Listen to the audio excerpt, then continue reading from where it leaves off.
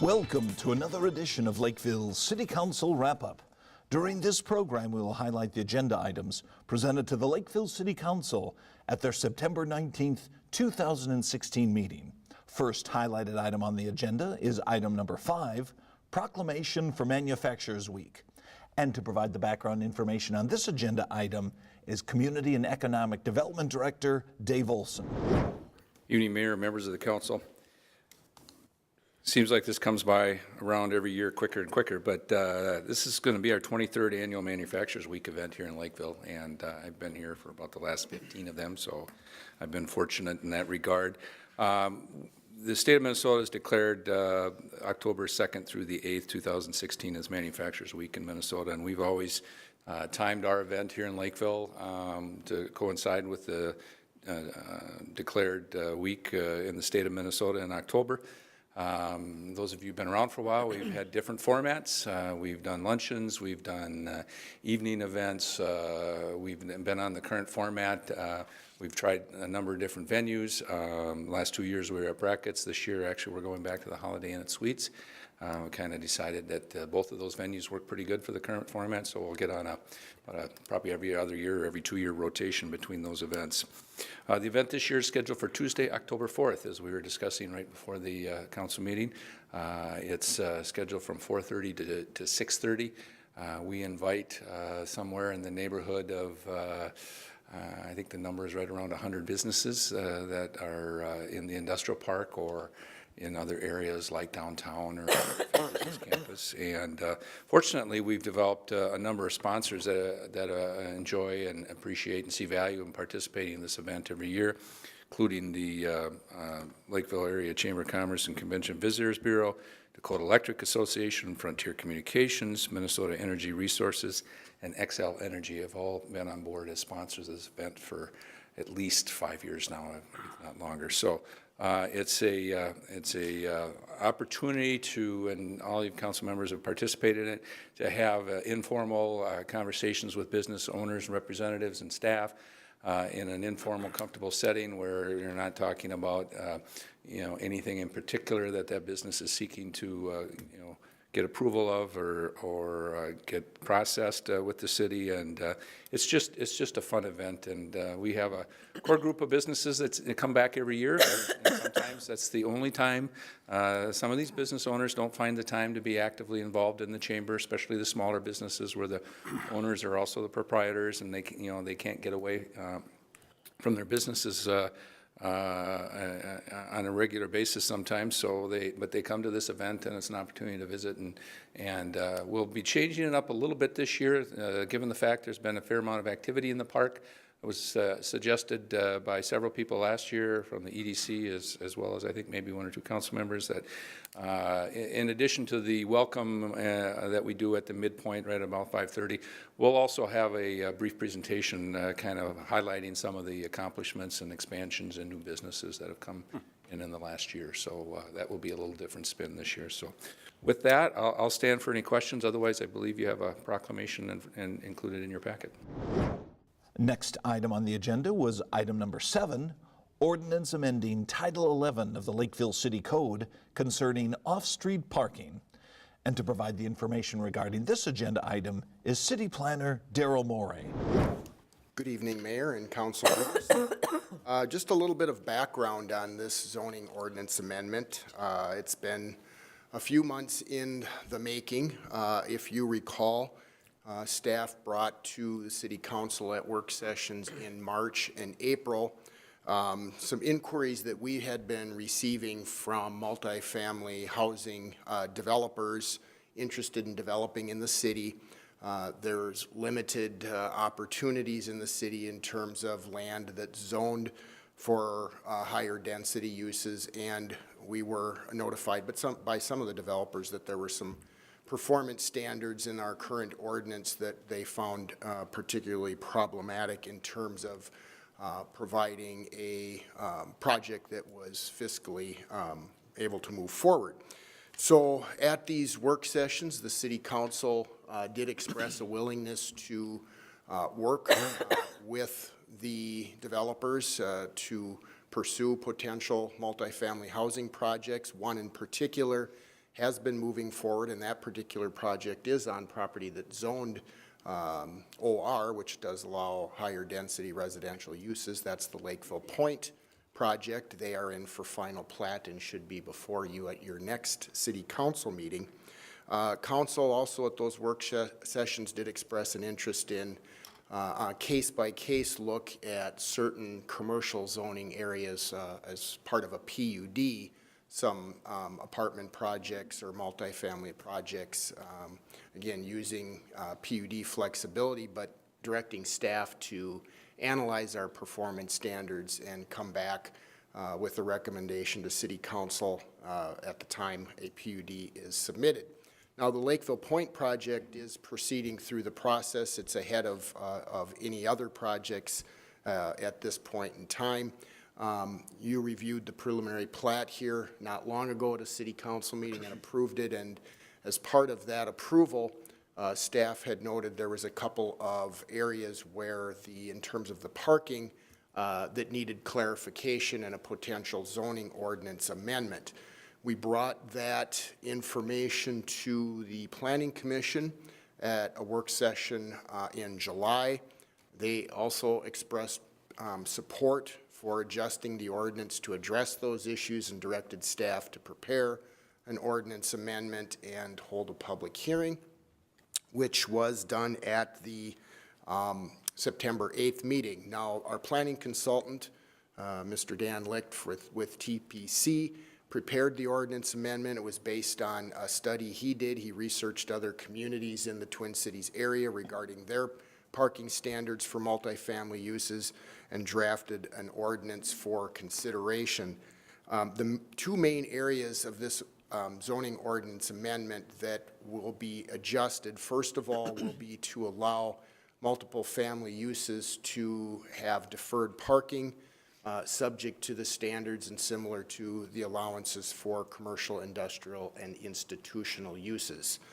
The second was to provide a clarification on the interior, whether it be underground parking or above ground ramp, but interior parking or structured parking stall dimensions, with the recommendation that the ordinance clarify and allow a 2-foot reduction in the stall depth for inside structured parking. So our standard stall depth for outside exterior off-street parking is 20 feet.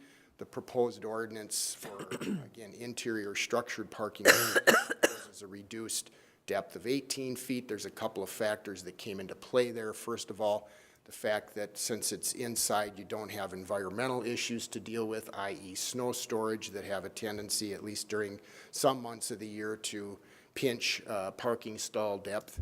And then also, typically in the case of structured parking, it's controlled by the owner, and so that would help in terms if there's any issues, especially for multifamily uses, in terms of vehicles that would be too large for those spaces. Those particular tenant vehicles could then be outside in the larger parking spaces. So again, this is based on research our planning consultant did, researching a number of other communities in the metro. The Planning Commission reviewed it, as I mentioned, at a public hearing on September 8th. There was no public comment at that meeting, and the Planning Commission unanimously recommended approval. Staff is also recommending approval of the amendment as presented, and I can stand for questions. Item number 7 was approved by the Lakeville City Council. Next highlighted item on the agenda was item number 8, resolution approving the preliminary 2017 property tax levy and preliminary 2017 budget. And to give the information regarding this agenda item is Finance Director Geraldine Erickson. Good evening, Mr. Mayor and council members. This evening, the city is required to adopt their preliminary tax levy and budget for 2017. Over the past few months, staff has met with the council to discuss budget and capital improvements, and including the equipment fund, the facilities fund, and most recently on August 22nd at their workshop.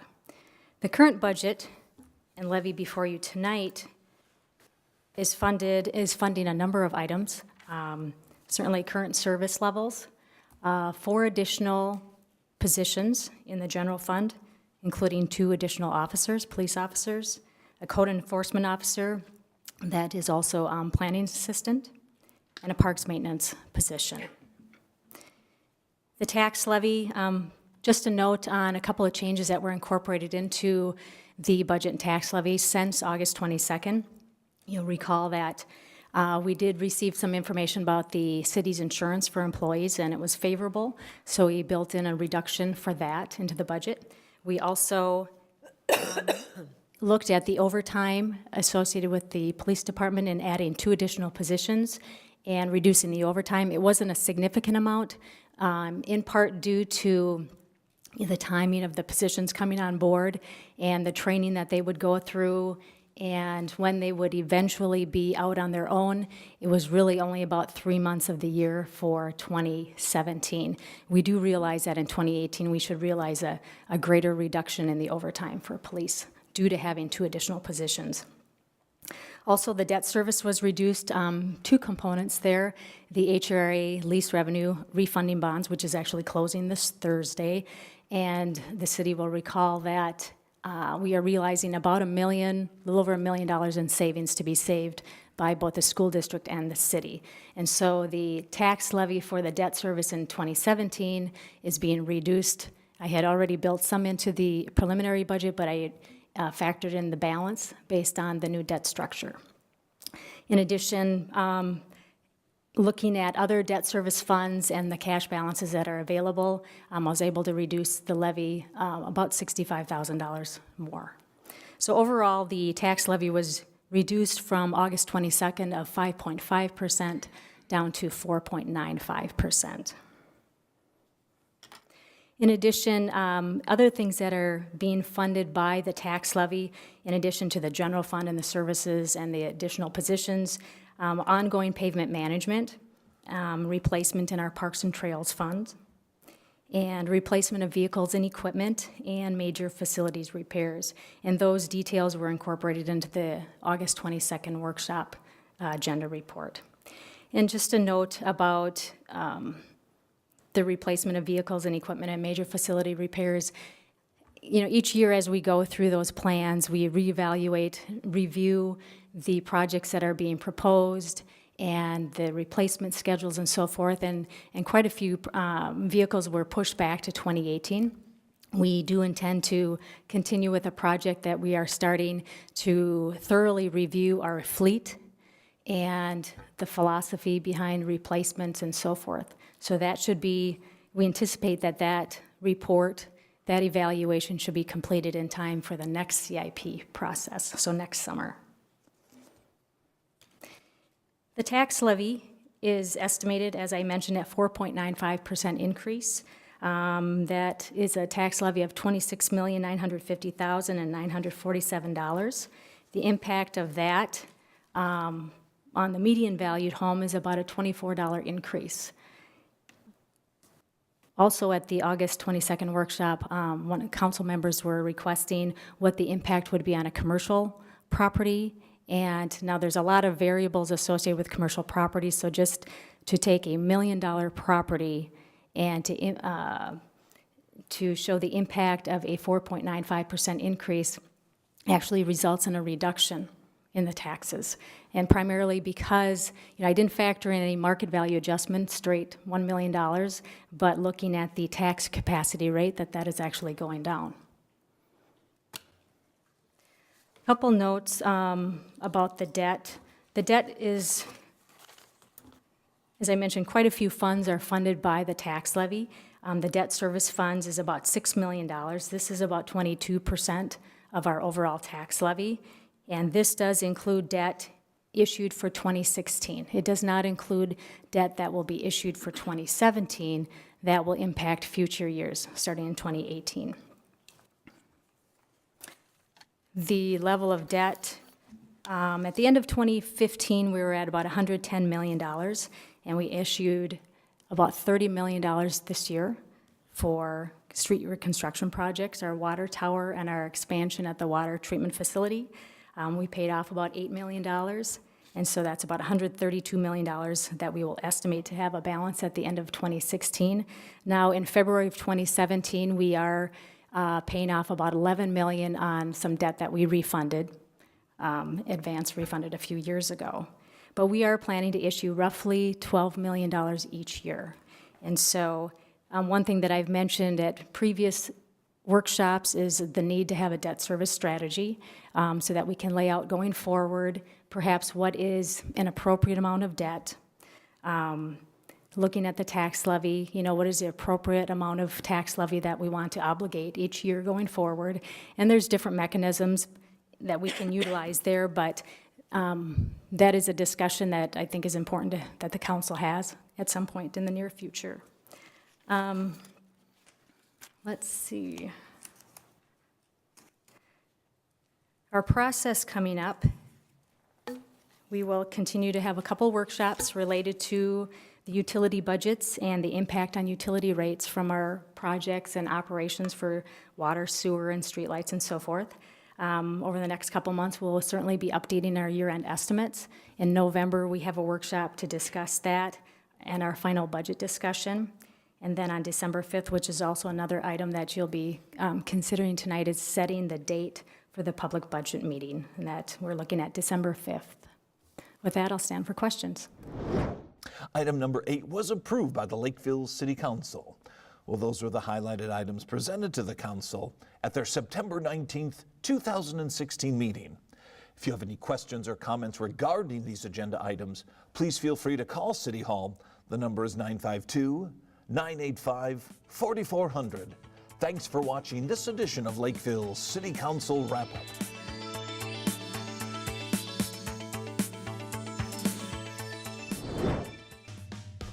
The curtain is going up for this year's season at the Lakeville Area Performing Arts Center. And this year, there's something for everyone, from a wide array of musical stylings to holiday seasonal performances. The Lakeville Area Performing Arts Center offers the finest in regional entertainment. Reserve seating for all performances. To find program descriptions and buy tickets online, visit our website at lakevilleareaartcenter.com.